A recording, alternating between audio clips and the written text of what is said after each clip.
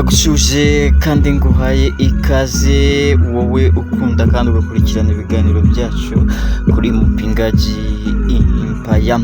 Imana igumye ibane nawe kandi ibyiza biva kuri yo bigumye kuguhundagaraho.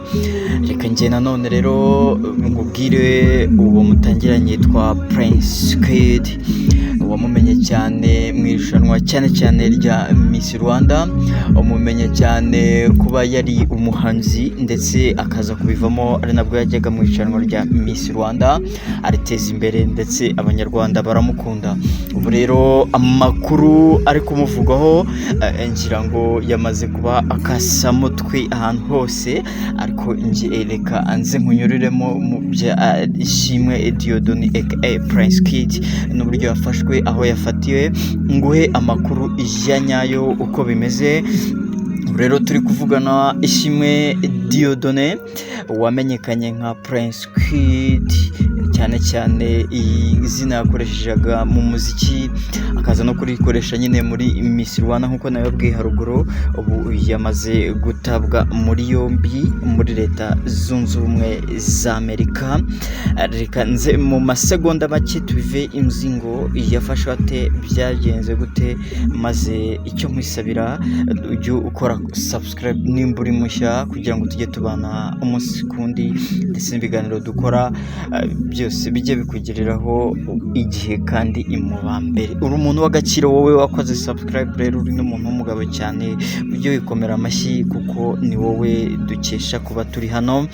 Reka ngiye mu masegonda make ingaruke tubive muzingo maze tubabwire byinshi k'uyu mugabo Prince Kid n'uburyo yafashwemo. Ubu ngubu nahari namwe mu magambo yamaze gutangaza. Ngiye ugumya kubana nanjye rero umunsi ku munsi, nkora nkubwa ko nitwa Mpingaji Peter Sef kuba, ndetse iyi ngiyi tugumya kubanaho yitwa Mpingaji Empire MPE, maze tukabaha byinshi kandi amakuru avugiwe ku gihe. Reka ngaruke mu masegonda make maze tubane n'akanya gato.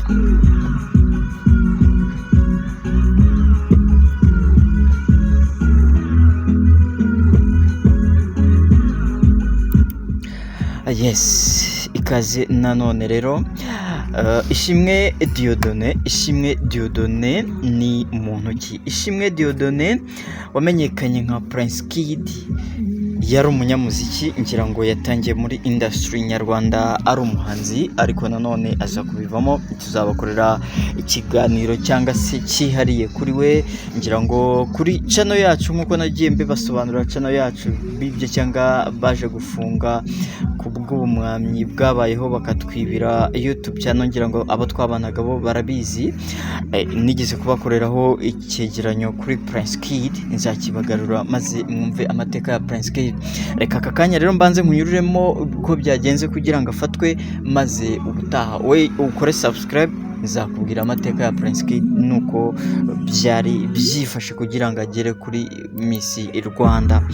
So Prince Kid cyangwa se Ishimwe Dieudonné wamenyekanye nka Prince Kid wahoze ategura irushanwa rya Miss Rwanda, akaza guhamwa n'ibyaha birimo gusaba cyangwa gukora ishimishamubiri rishingiye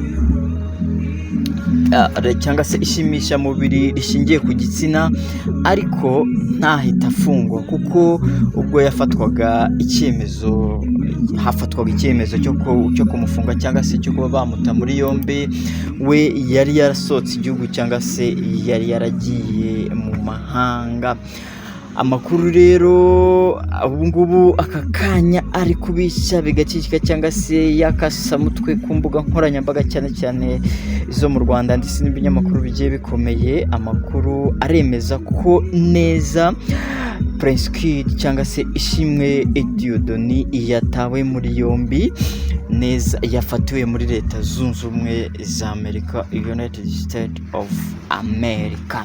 Amakuru ava mu binjira n'abasohoka muri Leta Zunze Ubumwe za Amerika, cyangwa se amakuru dukesha abinjira n'abasohoka muri Leta Zunze Ubumwe za Amerika, avuga ko Ishimwe Dieudonné cyangwa se alias Prince Kid yafashwe cyangwa se yafashwe mu mpera mu ntangiriro z'iki cyumweru tariki 3 Werurwe umwaka w'2025 afatiwe muri leta ya Texas mu mujyi wa Fort Worth. So ni amakuru rero ari kuvuga ko Prince Kid yafashwe ubu ngubu tuvuye kuvugana, akaba yatawe muri yombi, akaba ategerejwe cyangwa se ari muri transit yo kugezwa mu Rwanda kugira ngo aryozwe ibyaha yakoze.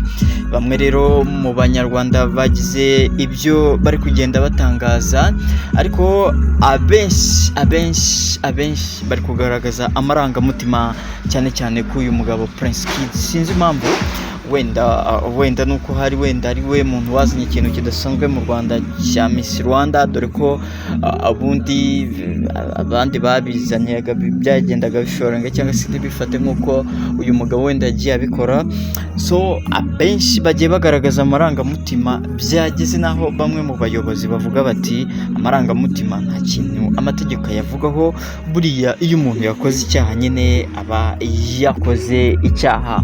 Imbamutima za Prince Kid rero nawe akaba yavuze ati nibyo ndafashwe, ariko ngiye no kugaruka mu Rwanda muri igihano nafatiwe cyangwa se nakatiwe, maze nkirangize ngumye mbe mu Rwambyaye nje nkunda igihugu cyanjye.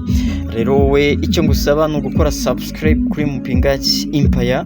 Mu kanya ndaje ngaruke nkubwire umugore we bimeze gute, nawe yagize ibyo atangaza, maze nkubwira nawe ibyo yatangaje, ndetse nuko Prince Kid agiye kugaruka mu Rwanda. Ese biraza kumera gute? Ese abandi bantu barimo n'abayobozi bari kubivugaho iki? Prince Kid ubwe nawe ari kubivugaho iki? Icyo nkubwira wowe ntucikwe, ngiye icyo ngusaba ni ugukanda subscribe ugafungura n'akazogera nimba ari bwa mbere ugeze kuri Mupingaji Empire.